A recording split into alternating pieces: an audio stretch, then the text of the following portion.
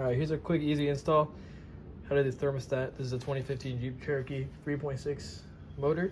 Very simple, takes like 5 minutes max. This is the part number. It's the housing. It comes with the thermostat and the bleeder screw. So all you gotta do, unscrew this clip on your airbox, take that out. You disconnect this wire going here. I believe it's your mass airflow sensor.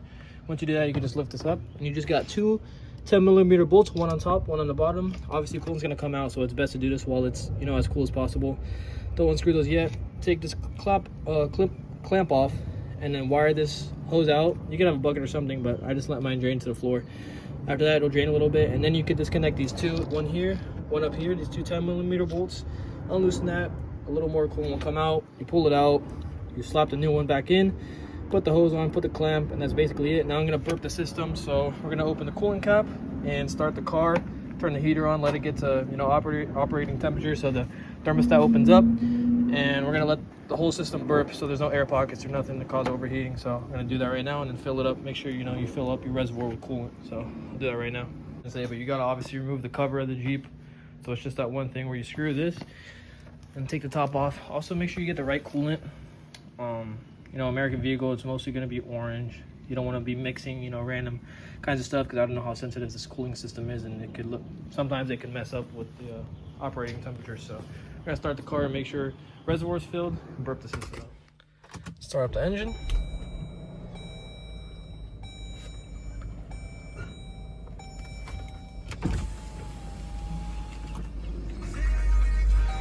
Turn your AC all the way up.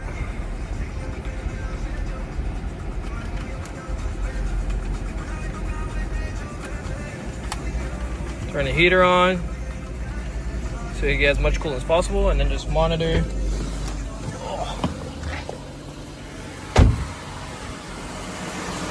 So have the metal top off, the PSI one. Keep this one closed unless you need to fill it. But you know, as it goes down, refill it over time, and then just let it burp itself. But that's about it. And when it gets up to, you know, regular temperature, you could also, what I did is the thermostat cap, I cracked it open a little just for extra, you know, bleeding, but you gotta close it after. Now it's not going over. Before, if I'm on the highway, it'll raise up to like the last bar. Maybe it'll get to that last tiny bar, and it'll say on the screen, you know, engine overheat, over temperature, or something like that. And I was like, damn, like what could this be? Water pump, thermostat?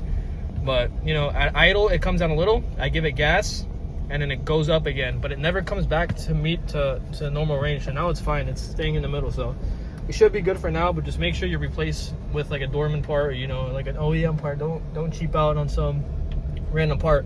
Also, the bleeding process is pretty important too. You want to make sure you either pop the bleeder screw, or if you want to do like an actual burp, remove that radiator cap and let it turn on the heater, and you know, get everything flowing, as much coolant in there as possible, and get all the air out and everything. You should be good.